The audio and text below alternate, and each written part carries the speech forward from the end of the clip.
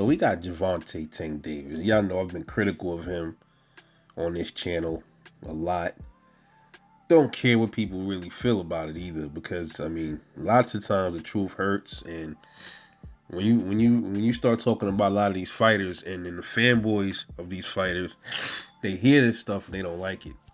But the truth is the truth, and sometimes, if not any, it needs to be told. So Tank says, pretty much Tank is at the tail end of his career, man. He's. I mean, if you really think about it, that's what it seemed like, because he said it. Okay, he said he don't want to be in the sport too much longer. He's what, 28 years old, 27, 28 years old, and he had mentioned one time the fighters that he wanted to fight before he get out the sport. He said Lomachenko, Shakur Stevenson, and Devin Haney. And it almost seems like, for some reason, his team, whoever it is, they just don't want to fight the people that most want to see him fight. And this is Tank, y'all. The knockout artist. All right, the knockout artist. So wait, let's pull up Tank's record here. So you see for yourself, 93% knockout ratio. KO artist, man. Right? Most of his fights ended in knockouts. Handful of them went to the cards. Explosive puncher, supposedly. Yet, he's a catchweight king. Right? So, make that make sense. But he tend to, back out of his word. He'll say one thing and then he'll say he want to fight somebody that's already tied up. He did that with Devin Haney a couple of times. Shakur's in the division. He ain't fight Shakur yet. Before Shakur was tangled up with the Frank Martin thing, he mad. He goes to jail, but then he gets out. Why didn't nobody send Shakur a contract, or why didn't they make that call, pick up the phone call out to Bob Arum and say, look, man, let's make this happen? Nothing. Crickets. Then you get his coach talking about Isaac Cruz is a bigger fight than Shakur, and then you hear they want to fight Tio, and funny thing is Tank never meant, Tank didn't say Tio was on this hit list. I didn't hear him say that, unless I'm missing something. But I figured, man, if Tank is really gonna retire, man, who do I want to see this dude fight to really say he's the best? So I got a handful of fighters, man, that these are the only fights that I would think make any sense right now and will really push Tank or challenge him the least, okay? A real challenge. Somebody that's skillful, can match what he got, or can closely match what he got, or can negate what he brings to the table in the ring. Because if he don't fight at least half of these dudes that I'm about to name, Tank, he's gonna go down as just the biggest, hardest punching prize fighter ever. He's not gonna go down as a legacy fighter, anything like that. All right, so here are the five fighters, that can possibly give Tank issues that I would like to see him fight. And some of them are in his division. One is in his division and the other are not, okay? The other dudes are at 140. But ironically, I remember I heard Leonard Ellerbe say back then, Tank ain't fighting back up there at 140. So why the fuck did he fight up there at all? Why did you have him campaign for Barrios? I'm thinking, well, they wanted Tank to see how he felt at 140. If he got this stunning KO power like he has, at quote-unquote 135 and like 130. And they was going to see how he reacts and acclimates to 140. That's the only thing I could think of. Because, what other reason would you have your fighter go to 140 and then say he's not going to step foot back in that division again? Okay? So these five fighters, from the bottom weight class to the top, we have no other than, number one, Shakur Stevenson. Yeah. Shakur Stevenson, 20 wins, 10 knockouts, no losses. All right. This is a guy that is not known for his power and all of this stuff. He has history with Tank, sparring and stuff like that. Tank says they ain't got. He don't. He one of the fighters that don't have the power to keep him off him and all this other stuff. And he cracked both of them. He talking about him and Dev. And all right, well, we in 2023. Why not make something happen?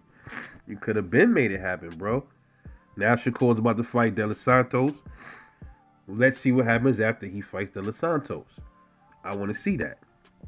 Okay? Moving along to 140 pounds, obviously. We got Devin Haney. Yeah, the dream. He's another one of the other half of the fighters that he say don't have the power to keep him off him and that he cracked. Because Devin Haney also has sparring history with Tank Davis, okay? Devin's at 30 wins, no losses, 15 wins by knockout. He's another one considered to be, quote-unquote, pillow fist. So, another one that's pillow fist that Tank hasn't fought yet. That he says he cracked in sparring, that he says don't have the power to keep off him. Why haven't he laid Devin Haney flat out yet? 2023, guys. He could have been made something happen with Devin Haney too. Even more so than Shakur, because Devin been at the division way longer than Shakur was. He could have fought Devin a while ago, before Shakur even got into 135. So, what's wrong with what happened with Dev? The Tank supporters gonna say, "Oh look, Dev, he moved up to 140 to fight Regis, so he ducking Tank bullshit." Miss me with it, okay? So, moving along up through 140. Oh, before I finish that, let me just say, the problems that these dudes probably possess for Tank. Devin and Shakur possess the slickness, the jab. Devin possessed the jab that can cause issues for Tank. The movement, the unpredictable, the snappiness of that jab. Shakur poses issues too. His distance control, his in and out movements with his feet. Shakur's very underrated when it comes to a lot of that. I think his power is underrated too. All right. But anyway, moving along. Now we got Regis Prograis. Yeah, 29 wins, 1 loss, 24 wins by knockout. An 82% knockout puncher. Yeah, so we changing the ball game a little bit now. So we stepping up to the dudes that's known to have the punching power. So Regis Prograis is one of them, okay? So him and Tank had a little bit of verbal history online and stuff. Tank mentioned them. Regis is like, bro, I'll hurt that boy. Stop mentioning me. They had their little back and forth spats, but nothing ever materialized. Now, if Regis was pressing on Tank, do you think Ella being them, I don't care what you say about Tank, he's broken free from Mayweather, whatever. That's what you think. It looked like that on the surface, but we don't know, man. It don't seem like that's what it is. It don't. Why not fight Regis? What they would do, drain him like they did Garcia? And all these dudes that I'm naming will probably have weight stipulations put on them, especially the 140 dudes. He would have no reason to do that to Shakur. He can't put a weight stipulation on him. He's in the same weight class as him. So it would look real weird that he would try some funny shit with Shakur. But it wouldn't be a weight stip. It would be something else. Something else dumb. Or, yeah, I need a bigger ring. Or something dumb. It'll be something like that. But when it comes to Regis and Devin, he'll definitely try to drain them. Regis possesses a threat with the power. His slickness, too. Of course, Tank has fought power punches before. Rolly, Ryan Garcia, but, Garcia was drained. And Rolly just didn't have the slickness. He just didn't have the technique to even pose much of a threat besides a puncher's chance against Tank. Regis is a much more dangerous opponent, in my opinion. So I would like to see the Regis fight. Probably will never happen, but would be nice to see. And we also have Teofimo Lopez. Yeah, he's another one. 19 wins. 1 loss, 13 wins by knockout.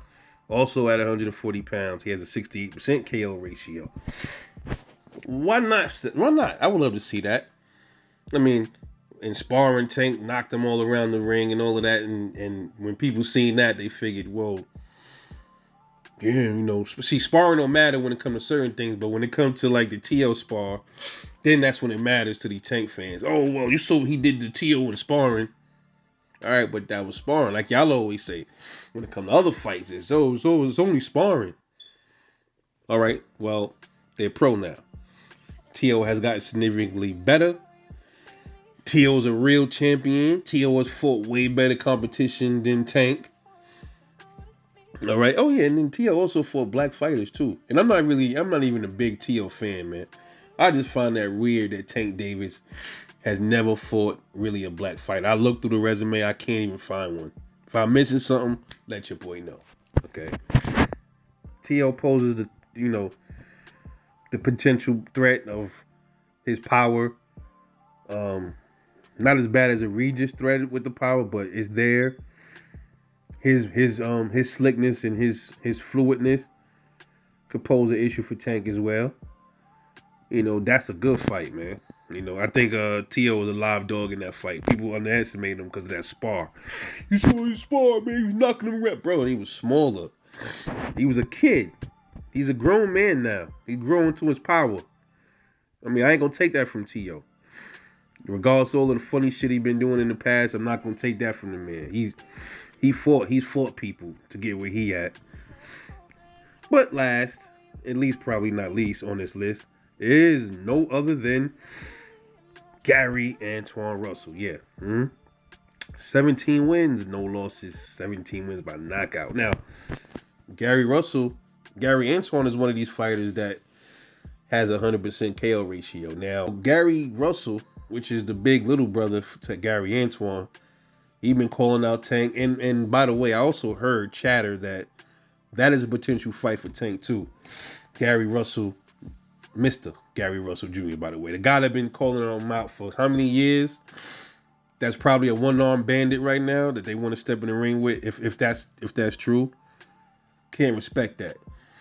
But what about Gary Antoine Russell? The little big brother. Let him say, yeah, listen, little big bro, step aside. I'll take Tank for you. I'd love to see that. Heavy puncher, just like Tank. He's not as technical as Tank. I don't think he has the IQ as Tank at all. Because I've seen Gary. I think he got hurt in one fight. Which is not a big deal. People, you're gonna get punched. This is boxing. But I think sometimes he seemed a little bit too, like he rushes too much. Sometimes he doesn't pace himself enough. It looks like he's trying to learn. His last fight looked like he was trying to pace himself a little bit, but in his previous fights, he was kind of rushing a lot and kind of like he was like overextending, and Tank would definitely capitalize on that. But he's a big puncher. That can change everything, right? They say that all the time when it comes to Wilder. Oh man, you could be a good fighter and all that. You could have good boxing skills and all that, but all it takes is one time to mess up against Wilder. They say that about Tank too. So why can't the same thing apply when it comes to Gary Antoine Russell? Yeah, Tank might be the better boxer and all of that stuff, but don't he got to be a better boxer for the whole fight against a Gary Antoine? Can't Gary Antoine clip him as well and put his lights out? Just saying, y'all. I mean, these are the fights. Just these 5 guys, man. If he fights these dudes, which he probably will never fight any of these 5 guys, but if he fights at least half of them, I'll give him a little bit of respect. But this is all fantasy talk, man, because these 5 guys, which are realistic fights for Tank, are right there for Tank. He will never fight him. And it's sad that you got to put these guys as fantasy fights when he's right there in the same division or close to the division with them. Now, I've been hearing chatter of a Teofimo Lopez. That's probably the only one that seems a little bit more realistic. Because when you heard his handlers / Floyd bring up one of these dudes, which was Tio, More than likely, when you hear stuff like that, it's probably gonna come to reality. Tio versus Tank, probably later on. But Devin Haney, Shakur Stevenson, Gary Antoine Russell, and Regis Prograis, those fights will never happen. I'm not confident anymore. I'm definitely not confident in the Devin fight happening. Shakur's right there in that division. They still won't fight him. So Gary Russell and Regis, they probably way off the radar. So Teofimo Lopez is probably the only realistic fight out of those five, man. But it's sad. But those are the five fighters that I want to see Tank fight before he retires. What do y'all think? Get back to me. This is Rebel Life Boxing. I'll catch y'all later.